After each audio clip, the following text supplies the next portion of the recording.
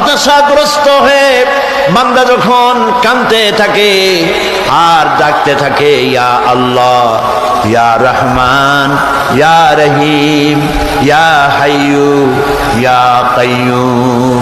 একটুখানি তাহাজ্জুদে ওঠেন, গভীর রাত্রে ঘরের সবাই যখন ঘুমানো, আপনি তখন উঠুন, উজু করে একাকী রুমের ভিতরে ঢুকে তাহাজ্জুদের নামাজ আদায় করে চোখ বন্ধ করে যদি ডাকতে থাকেন মধুর সুরে, ইয়া আল্লাহু, ইয়া রহমানু, ইয়া রহিমু, ইয়া হাইয়ু, ইয়া কাইয়ুম।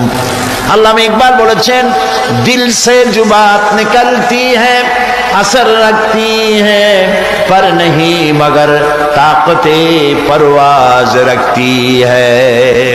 দিল থেকে যে কথা উচ্চারিত হয়, মুখের কথা আর মনের কথা ভিন্ন রকম।